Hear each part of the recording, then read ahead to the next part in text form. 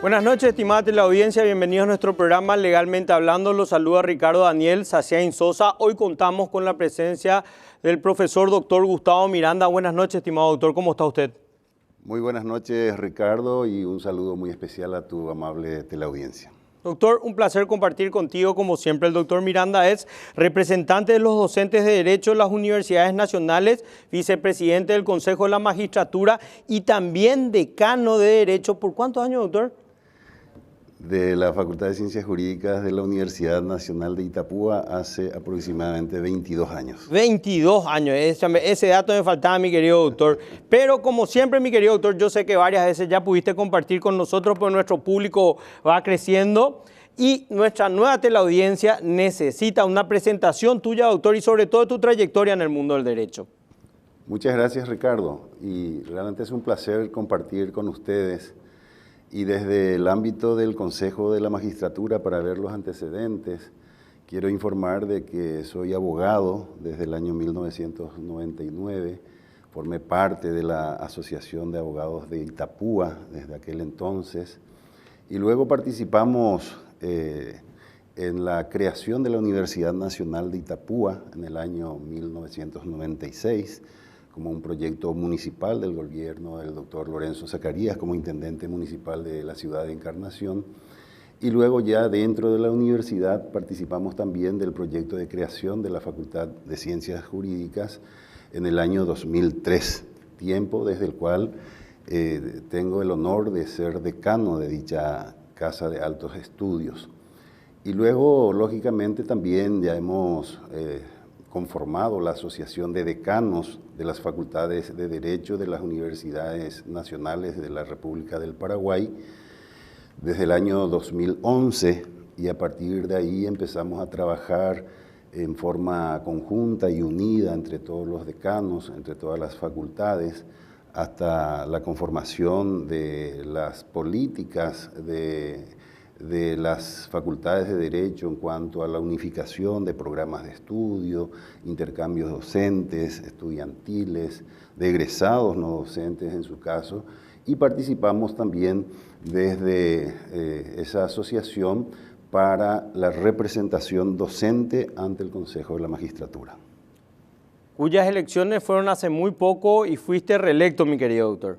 Asimismo, Ricardo, gracias a la confianza de los muy queridos docentes escalafonados de las facultades de Derecho, el día viernes 4 de julio hemos llevado a cabo las elecciones para la elección del representante docente y tuve el honor de ser electo nuevamente para un nuevo periodo constitucional con la participación, a pesar de ser lista única, del 70% del electorado, y que me brindaron ese voto de confianza nuevamente para reprisar nuestras actuaciones en la representación docente.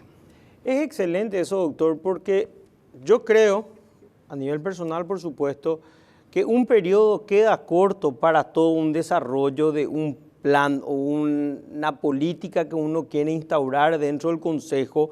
Y es importante destacar una participación del 70%, es muchísimo, y sobre todo cuando hay una lista única es porque el trabajo se está haciendo bien y ya saben que se cuenta con el respaldo de la gente que elige. Por lo tanto, eso es muy importante. Mi querido doctor, ¿nos podrías hablar de tu primer periodo? ¿Cómo entraste? ¿Qué pudiste cumplir? ¿Y qué queda pendiente en este segundo periodo como para dejar tu legado? Porque creo que la reelección es por 2 periodos, ¿verdad?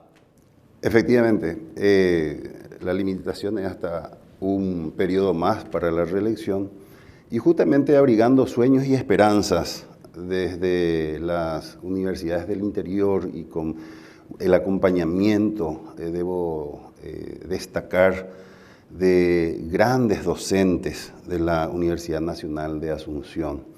Esta universidad, que es la primera, es decir, la facultad es la primera que se creó en la República como facultad de Derecho, y ha sido cuna de grandes prohombres de la historia de nuestro país.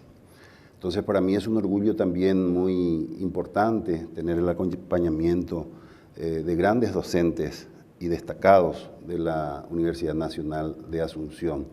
En aquella oportunidad nos hemos presentado 2 candidatos para pugnar por la representación docente y felizmente pudimos ganar en aquella ocasión con una muy buena cantidad de votos, doblando inclusive a la candidatura oponente. Y a partir de ahí empezamos a hacer un trabajo de conjunción, porque esa es la ventaja que tenemos los representantes docentes, que nuestro universo electoral es controlado, es decir, como en esta ocasión el padrón estuvo conformado por 915 docentes escalafonados, tuvimos la oportunidad de llegar, de acceder personalmente a la mayoría de los docentes escalafonados en todos los rincones de la República del Paraguay. Una experiencia muy enriquecedora de poder ir a las facultades desde Pedro Juan Caballero, San Pedro de Licuamandillú, Coronel Oviedo, Villarrica, Ciudad del Este, Salto del Guairá, Itapúa, Pilar, que realmente tienen realidades diferentes según el punto donde se encuentren. Y yo siempre dije que en la primera oportunidad, cuando alguien se presenta por primera vez, transmite deseos de esperanzas, propuestas, y que se tiene el sueño de cumplir. Pero cuando se candidata a alguien por segunda vez para una reelección, ya no se trata de ofrecer propuestas, sino de hacer una rendición de cuentas, si cumpliste o no cumpliste. Qué importante eso, doctor, discúlpame que te interrumpa, pero qué importante eso, demostrar el compromiso para quienes los eligieron, ¿verdad? Es decir, bueno, esta es mi rendición de cuenta.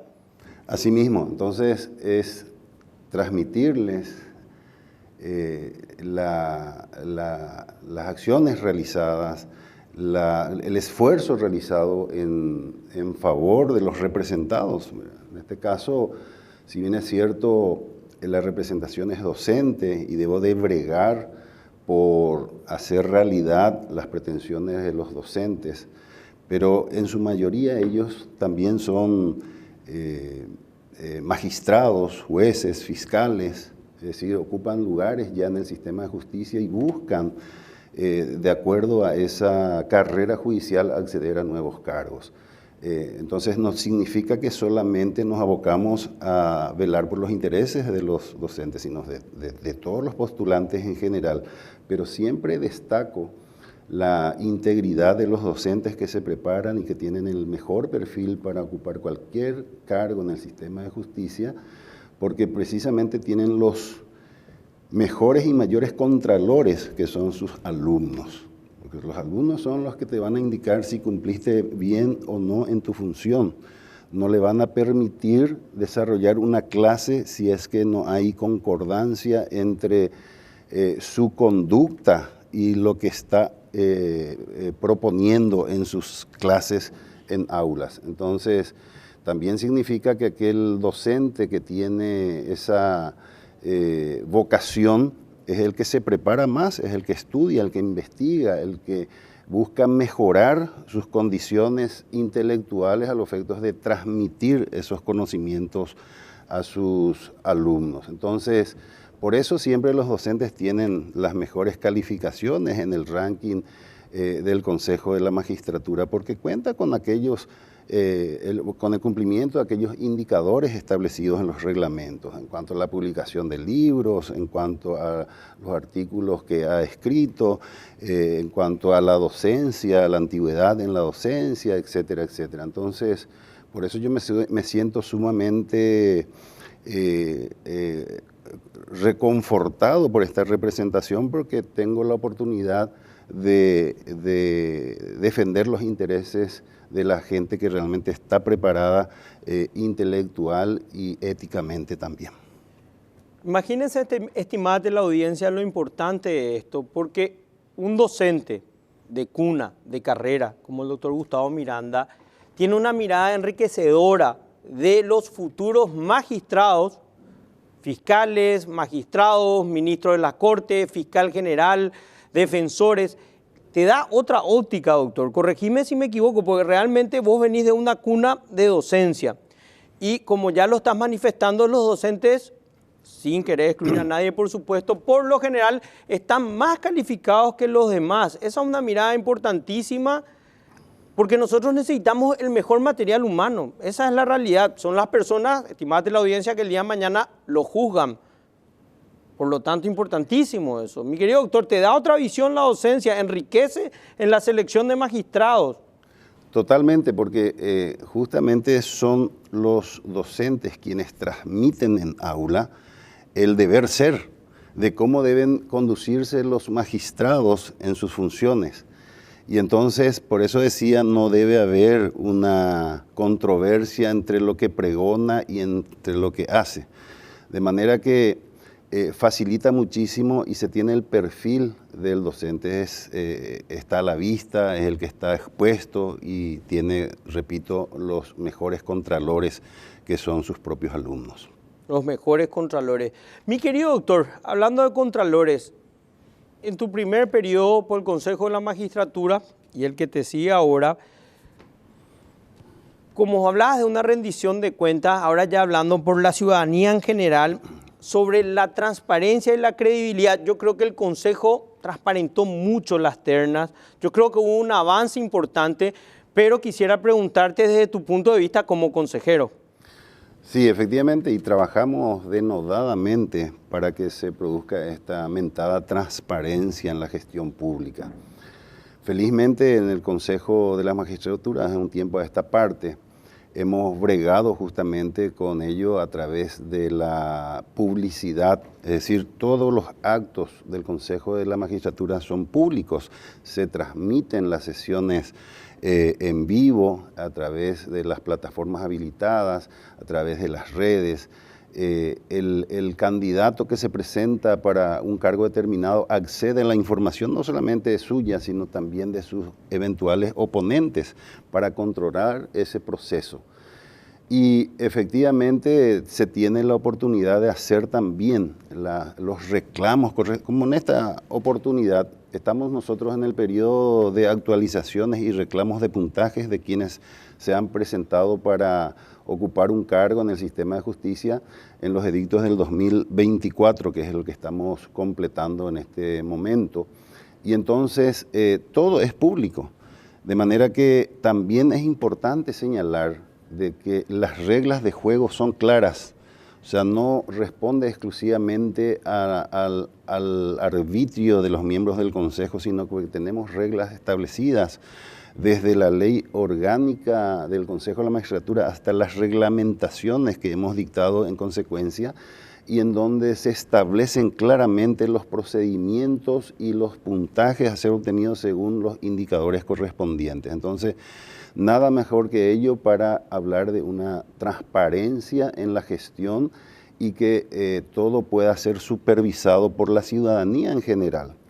También dentro de nuestro reglamento contamos con una etapa que es muy importante en donde cualquier persona o cualquier ciudadano puede hacer sus cuestionamientos o sus reclamos en relación a algún postulante que muchas veces oficialmente no se conoce. No, yo no sé, mi querido doctor, soy miembro suplente con el doctor Cesarito Rufinelli, no Sí. sabía. ¿Cómo sería No, eso, doctor? lo que señalo es que, si bien es cierto, oficialmente nosotros requerimos informes de las instituciones correspondientes para saber sobre el legajo de algún postulante, ¿verdad? Ya sea en el Poder Judicial, a través de la Corte Suprema de Justicia, ya sea en el Ministerio Público o en la Defensoría Pública, inclusive en los órganos extrapoderes, como el caso del Jurado de Enjuiciamiento de Magistrado, que nos dan datos relevantes para determinar si una persona tiene la idoneidad suficiente para ocupar un cargo determinado.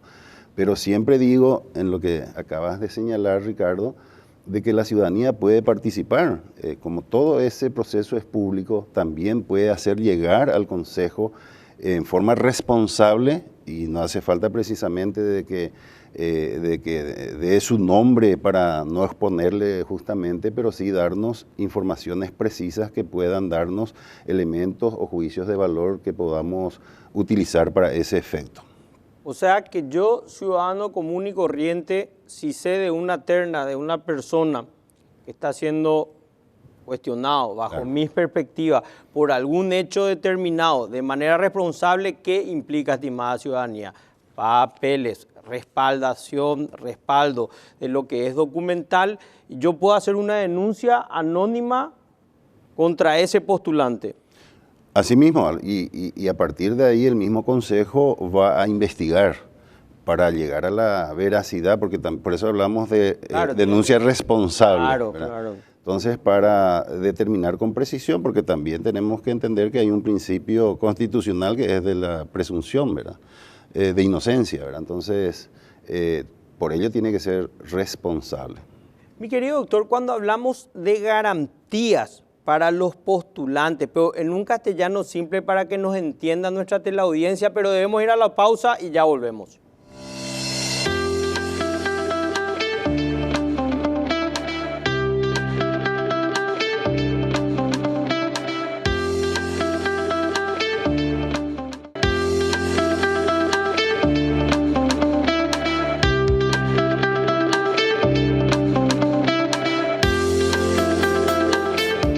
Seguimos nuestro programa Legalmente Hablando con el profesor doctor Gustavo Miranda. Mi querido doctor, cuando hablamos de las garantías de los postulantes, pero en un castellano simple para que nuestra teleaudiencia pueda entender, que digan, bueno, cada postulante tiene y cuenta con estas garantías de que se va a elegir el mejor en una terna de todos los que participan.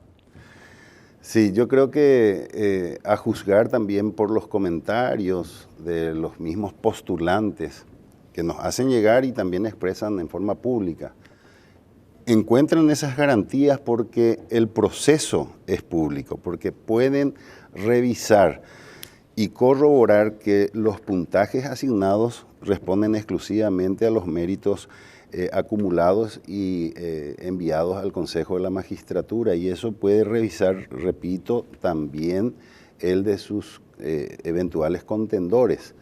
Entonces, se establecen también plazos o etapas en donde puedan hacer sus reclamos y las actualizaciones de sus documentaciones.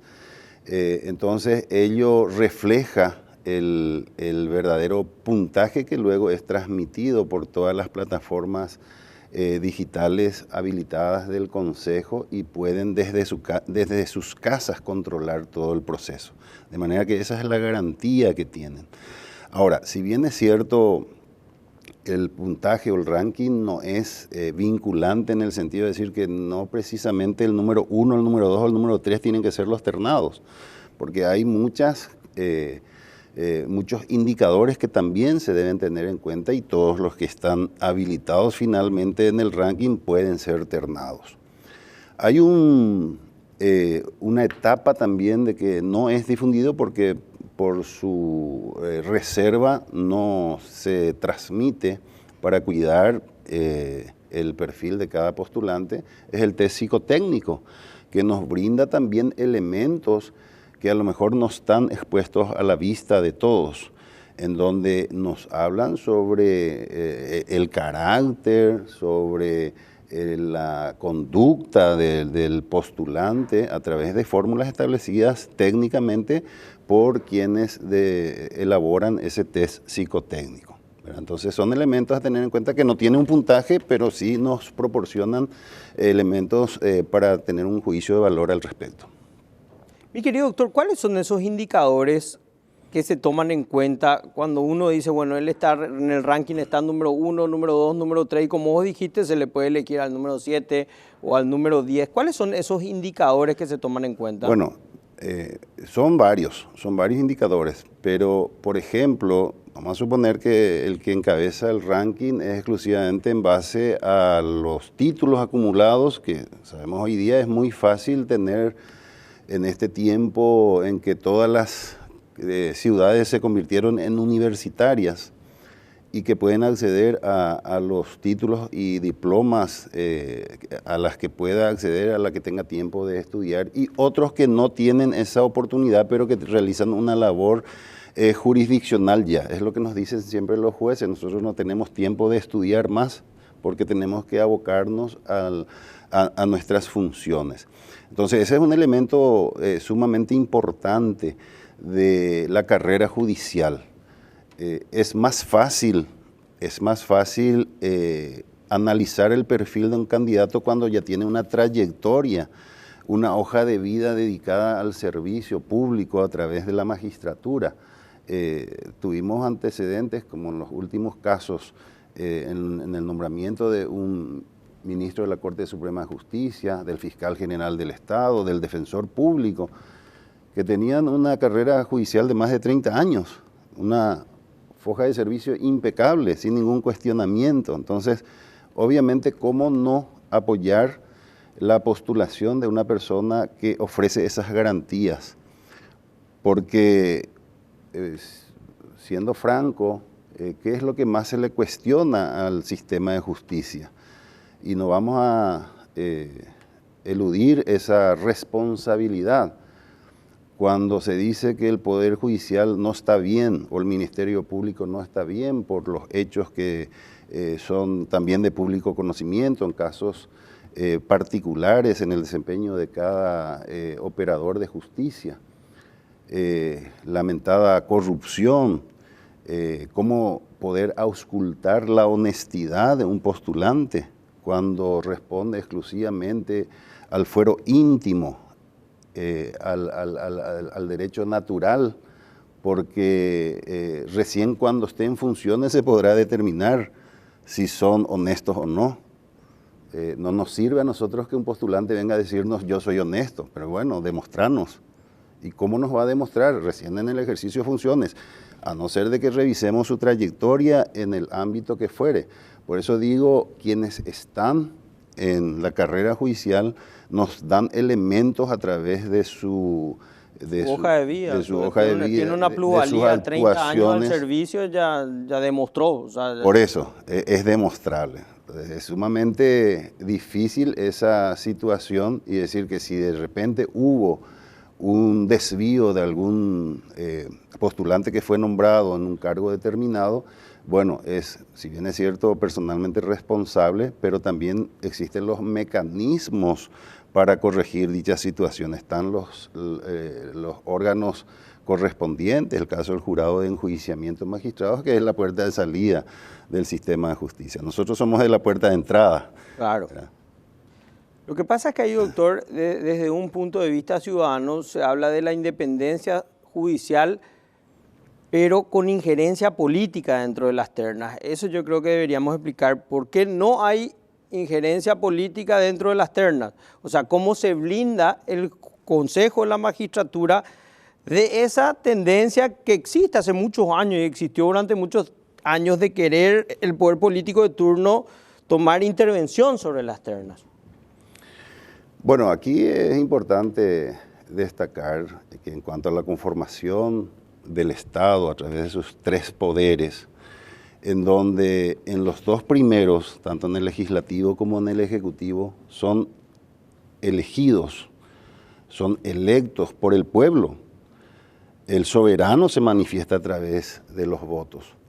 Y por nuestro sistema constitucional, el Poder Judicial tiene una forma diferente de selección, en donde interviene el poder político. Pero aquí no tenemos que mirarle al poder político como una figura deleznable. Al contrario, sí, ellos son los representantes del pueblo, porque finalmente el soberano es quien decide, tienen los mecanismos para la conformación del Poder Judicial. Y no vamos tampoco a obviar la situación de que en nuestro país existen las sugerencias, hasta las presiones, como se dice en algunos casos, pero cada organismo es autónomo en ese sentido de oír y de resolver de acuerdo a sus criterios. Se le puede escuchar a todos, pero no significa que se le va a hacer caso a todos. No hay vinculación. Por eso.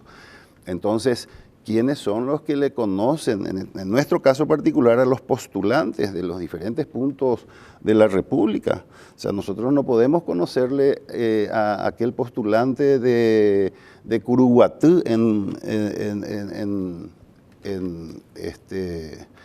la zona norte, o algún postulante de Santa Rosa, por así decirlo. Entonces, ¿quiénes son los que le conocen a esos postulantes? Y son los agentes del fuero correspondiente en esa circunscripción, y son los agentes políticos también que conocen a su gente y reciben las sugerencias, reciben los pedidos y transmiten, y me parece muy razonable porque es un sistema de participación que también es de rango constitucional.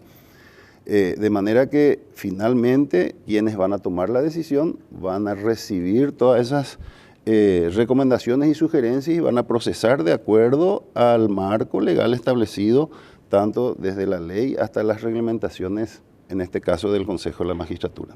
Sobre todo, doctor, yo creo que el mayor colador, por así decirlo, de algún tipo de solicitud o pedido político que el cual la persona no sea idónea o no esté preparada, son los exámenes licuan. O sea, la parte de los exámenes que deben tomar para cualquier tipo de cargo es un colador. Hay una realidad, el que no es idóneo, el que no tiene conocimiento, no puede estar.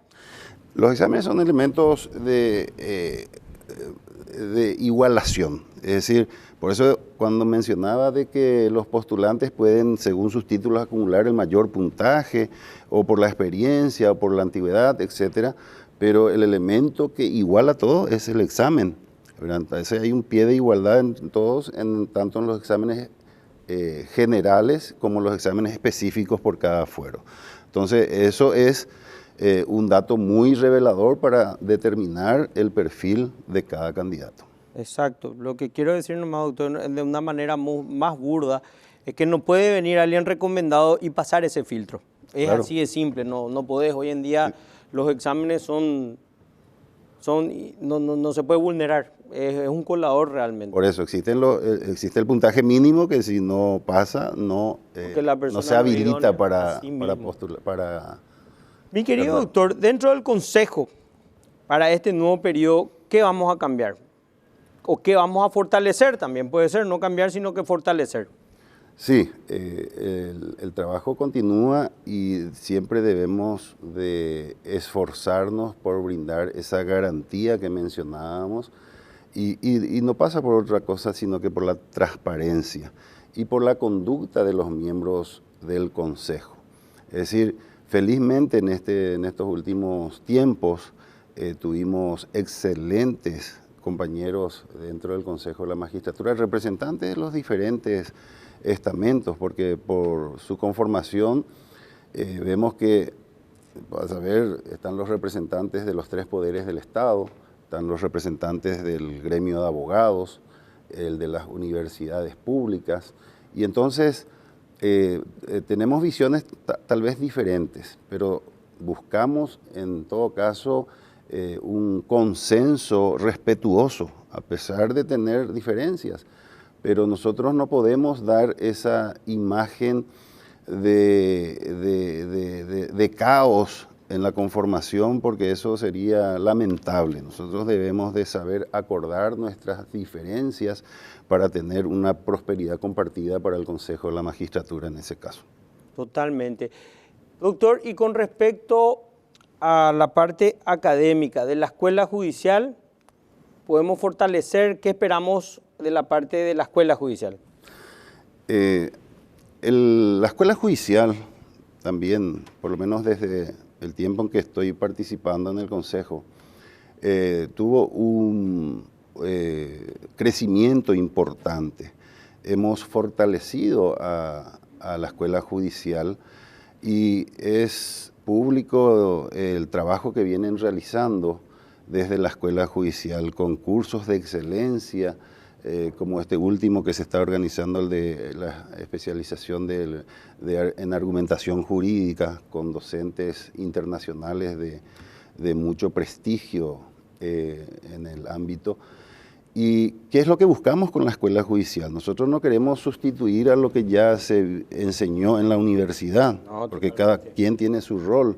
Lo que nosotros buscamos es fortalecer desde la escuela judicial de que aquel postulante tenga las herramientas para el ejercicio de la función para el cual se está postulando. Es decir, gestión de despacho, cómo tiene que conducirse un juez, un fiscal en el ejercicio de ese cargo, que no se da en las universidades porque en las universidades se da de forma general para todos, no para el que va a ser juez o para el que va a ser fiscal, por dar un ejemplo.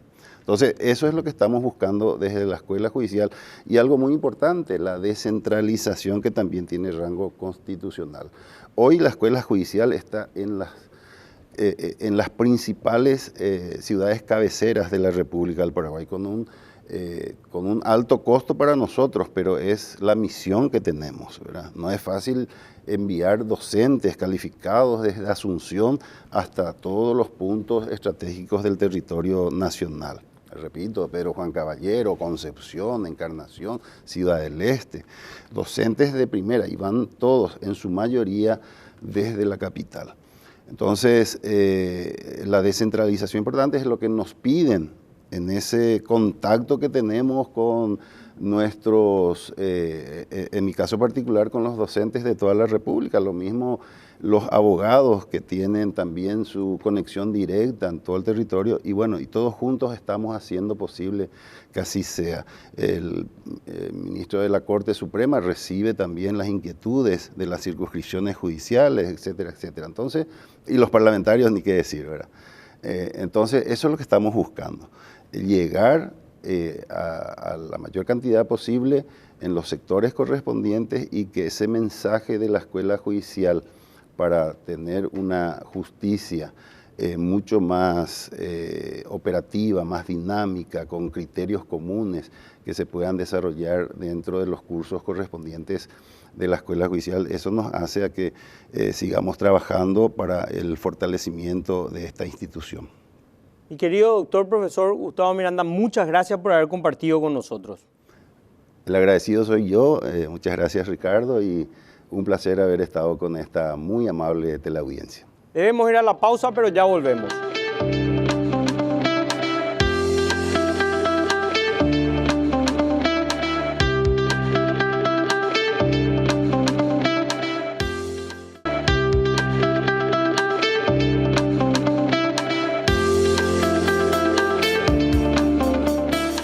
Seguimos nuestro programa Legalmente Hablando con la presencia del profesor doctor Carlos Gustavo González Morel, decano de la Facultad de Derecho y Ciencias Sociales de Asunción. Buenas noches, estimado doctor. ¿Cómo está usted? Muy buenas noches, Ricardo. Un placer saludarte y a través tuyo a los distinguidos oyentes de este prestigioso programa. Mi querido doctor, hace poco electo decano, queremos saber qué ideas e innovaciones tenés para la universidad. Hoy exactamente se cumplen 81 días que asumimos el cargo de decano como consecuencia de la renuncia de la señora decana a los efectos de acogerse al beneficio de la jubilación, y vamos a completar el mandato hasta agosto del año que viene, y estamos trabajando incansablemente en la modernización en el ámbito académico y en el ámbito administrativo, teniendo como ejes fundamentales la calidad y la excelencia educativa, procurar estar más cerca de la gente, del estudiantado, también conectarnos con la sociedad, saber lo que hoy el común ciudadano a pie reclama del Poder Judicial, que es un poder élite, porque es el único poder del Estado que requiere título universitario para acceder, y que en algún momento de la historia de la humanidad se pensó como una manera de organizar la vida en sociedad, pero en paz, al decir de von Jhering. Entonces, estamos haciendo una revisión a la malla curricular de nuestra carrera, porque evidentemente a través de la educación Tenemos el convencimiento que se vendrán mejores tiempos para nuestro amado Paraguay. Estamos trabajando también en la internalización, porque el mundo académico hoy estamos todos unidos, y hay una gestión de puertas abiertas, y desde el 30 de abril que asumimos, a hoy, hace 81 días, están colocadas e insertas en la página web de la facultad todas y cada una de las actas de sesiones del Consejo Directivo de la facultad. Apostamos por la transparencia. Cualquier ciudadano puede ingresar a verificar lo que se resuelve. Entonces, hoy tenemos que escucharle más al común ciudadano de pie, qué impetra, qué requiere y qué es lo que nuestra carrera en sí debe dar como una ciencia a la sociedad. El nuevo decano, que para nosotros los que estamos en el mundo jurídico, es el doctor Choquita, pero el nuevo decano, imagínense lo importante que está hablando, pues está hablando de una maquinaria formidable que es Derecho 1 Asunción, una maquinaria donde salen varios líderes, varios políticos, muchísimos jueces, camaristas, incluyendo ministros de las Cortes. Está hablando de un mundo mejor en la justicia, que eso compete a toda la ciudadanía. Mi querido doctor, en ese sentido, antes de pasar a lo específico del derecho, ¿qué mensaje nosotros le podemos dar a la ciudadanía, estando vos al frente de una maquinaria formidable de líderes en el mundo del derecho, para que ellos digan, esto va a mejorar, esto va para mejor? Decir que la Facultad de Derecho tiene en Casa Central 5.000 alumnos y estamos en 9 filiales a lo largo y ancho de nuestro amado Paraguay, con 5.000 alumnos más, o sea, somos 10.000. 9 filiales. 10 con la central. 10 con la central. Más la carrera de Ciencias Políticas. Entonces, en el mundo jurídico es como que estamos pasando en medio de una tormenta, en medio de la oscuridad, porque el común ciudadano es como que no tiene mucha confianza en el sistema de justicia. Entonces, ¿qué es lo que hacemos? Y como mensaje, nos aferramos cuando uno está navegando en medio del mar oscuro, nos aferramos a los faros que nos guían y nos muestran el camino, que son nuestros profesores, los grandes maestros del derecho, porque por algo etimológicamente sabiduría es de haber saboreado la vida.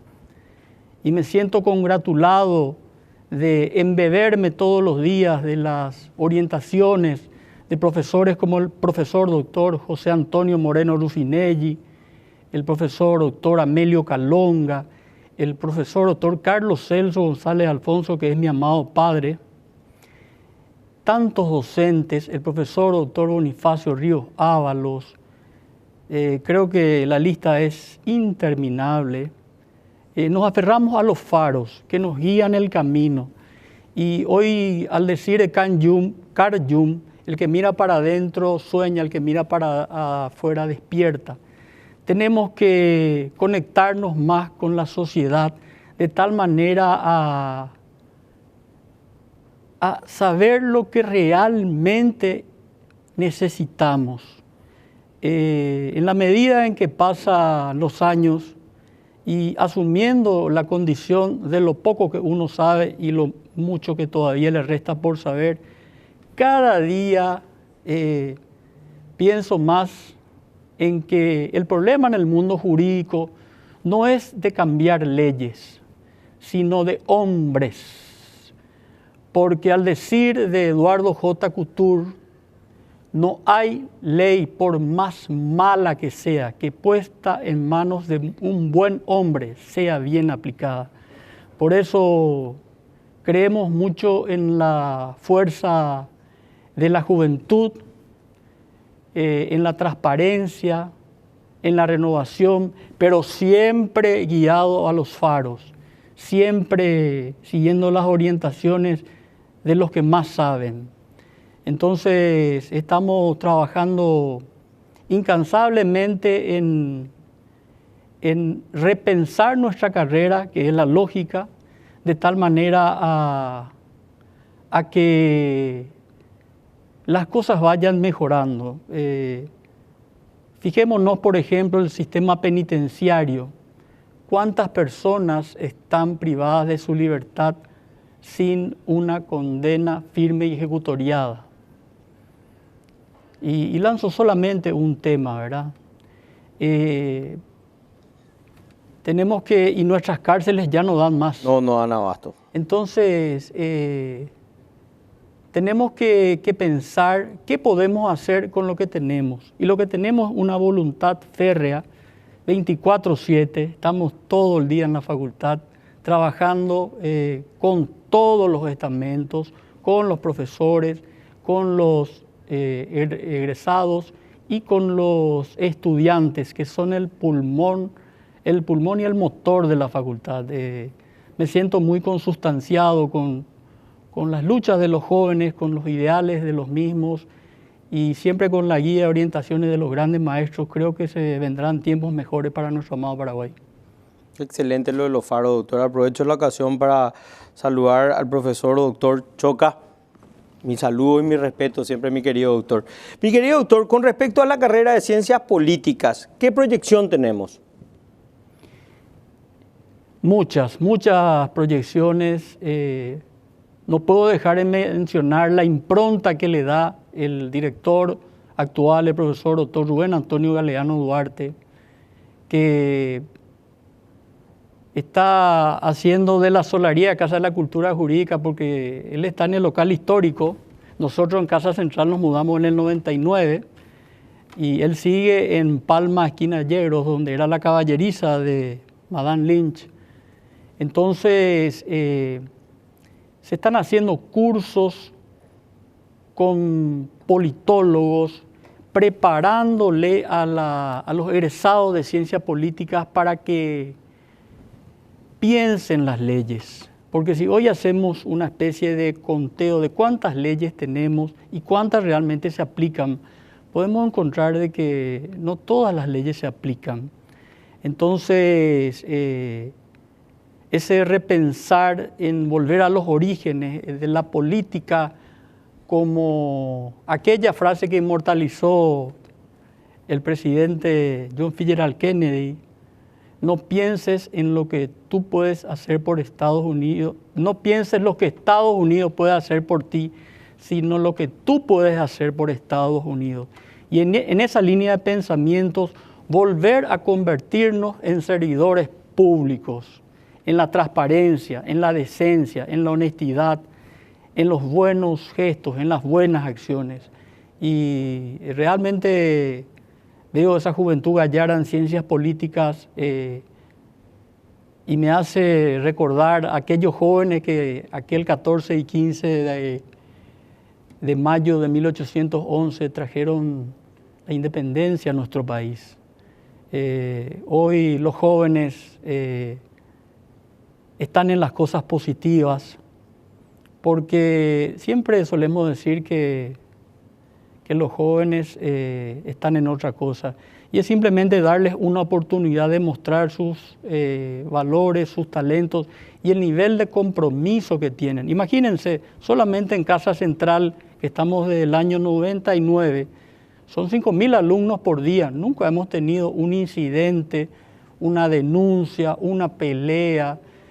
Siempre hay algunas cuestiones de algunos, cuando hay elecciones de delegados y eso, pero siempre dentro del marco del respeto, que es lo que quiero destacar, que hoy todas las resoluciones del Consejo Directivo son resueltas por unanimidad de los miembros. Entonces, creo que eso habla bien de que hoy se conversa, se dialoga, una política de puertas abiertas. Absolutamente, absolutamente. Absolutamente. Mi querido doctor, y con respecto a los posgrados, ahí tenemos un colaborador que es también siempre nuestro invitado, el doctor Juanes Nicolis Manuco. Un gran saludo. ¿Cómo estamos, mi querido doctor, con el tema de posgrados en la Facultad de Derecho? ¿Qué se viene? Y como bien lo dijiste, el doctor Manuel Juanes Nicolis es un gran revolucionario y hay una impronta cualitativa en el mejoramiento de los seminarios, de las maestrías y de los doctorados, a los efectos de hacer hincapié en la excelencia académica, que es lo misional de nuestras funciones. Y no puedo dejar de mencionar que a la par estamos a la vanguardia, porque días pasados se inauguró un curso de inteligencia artificial con docentes del extranjero y de nuestro país, que en menos de una hora teníamos más de 100 inscriptos. O sea, hay una impronta que el querido Manuco le da a posgrado, que es muy importante. No puedo dejar de mencionar que hemos suscrito un convenio con la Universidad de Salamanca, con la Universidad que fue rector don Miguel de Unamuno, que tengo para mí que una de sus frases más excelsas es: lo importante no es nacer en cuna dorada, sino dorar la cuna con la rectitud, con la honestidad y con la decencia. Ese es el eje, esa es la línea. Los posgrados están trabajando, los doctorados. Realmente hay un sentido de pertenencia y compromiso, y si lo conoces al querido Manuco, sabes que él te trabaja 36 horas al día cuando el día tiene 24 horas. Entonces procuramos siempre estar en la misma sintonía, pero sí estamos apostando por la excelencia. Entendemos que muchos se presentan a los efectos de acceder a los títulos, ya sea de maestría, doctorado, especialización, porque bien lo había referido hace unos instantes el doctor Gustavo Miranda, hoy el Consejo de la Magistratura trabaja con mucha transparencia, la gente sabe quién llega, nos conocemos todos en Paraguay. Y creemos que tenemos que volver a replantearnos algunas cosas, ¿verdad? Y yo creo que en ese tema se tiene que también tener en cuenta el ámbito académico. Totalmente. Escuchar a los institutos, a los profesores que saben más, para que den las orientaciones, ya que no te ven el árbol, te ven el bosque y el árbol no les tapa. Entonces, esa conjunción y unidad que hoy tenemos en Derecho estamos trabajando todos unidos y con mucha alegría, nos robustece el convencimiento de esa fe del profeta Jeremías, que dice que aunque la noche esté más oscura y aparentemente todo parezca desfallecer, es porque está por salir un sol luminoso de resplandecer de un nuevo Paraguay. Mi querido decano, magistral la charla que tuvimos. Lastimosamente nos queda corto el programa, pero desde ya te extiendo otra invitación para poder hablar de números y ver sobre tu nueva política frente a la carrera de Derecho 1. Muchas gracias, mi querido doctor, por haber compartido con nosotros. El agradecido soy yo. Muchas gracias, Ricardo, y saludos a los televidentes. Estimada la audiencia, nos vemos el próximo domingo a las 21 horas.